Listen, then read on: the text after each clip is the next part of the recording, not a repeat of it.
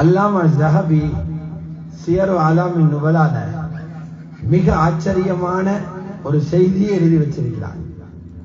அஸ்மா பின்த் உமைஸ் ரலியல்லாஹு அன்ஹா ரசூலுல்லாஹ்வோட மகளை பார்க்க போறாங்க. அவங்க ரெண்டு பேரும் உறவினர்கள். அலி ரலியல்லாஹு அன்ஹுடைய நானா ஜாஃபர் இப்னு அபி தாலிப் ரலியல்லாஹு அன்ஹு மூத்தாவில ஷஹீதானவர். அவருடைய மனைவி தான் அஸ்மா பின்த் உமைஸ். தன் கணவரின் நானாவின் மனைவி சந்திக்க வந்திருக்கிறார். ரெண்டு பேரும் கலைச்சு கொண்டிருக்கிற நேரம் ரசூலுல்லாஹ்வுடைய மகள் சொல்றாங்க, அஸ்மா, மௌத்துக்கு பிறகு நடக்க போற ஒரு நிகழ்ச்சியை நினைக்கிற போது எனக்கு வெட்கமாக இருக்குது. ஹஜ்ரத் அஸ்மா கேட்கிறாங்க, மௌத்துக்கு பிறகு வெட்கப்பட என்ன இருக்குது? வெட்கப்படும் நீங்க தான் சொன்னாங்க. பாருங்க, எங்களோட ரூஹ் உடம்பில் இருந்து பிரிஞ்ச உடனே எங்களை குளிப்பாட்டி கஃன் செய்து மையத்து கட்டிலில வச்சுதான் எங்களை தூக்கிட்டு போவாங்க பள்ளிக்கு.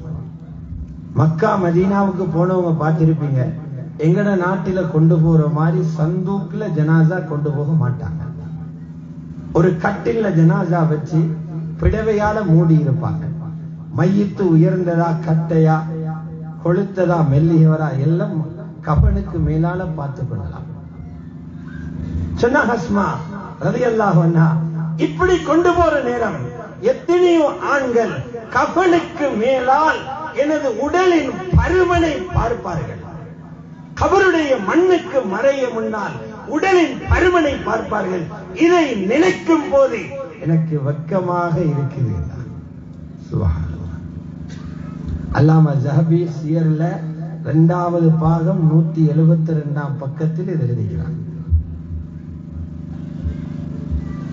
அஸ்மா பின்த் உமைஸ் ரலியல்லாஹு அன்ஹா சொன்னா, நான் ஹபஷாவுக்கு ஹிஜ்ரத் போயிருந்த நேரம் அங்கே ஒரு வித்தியாசமான முறையில் ஜனாசாக்கள் கொண்டு போறத பார்த்தேன்.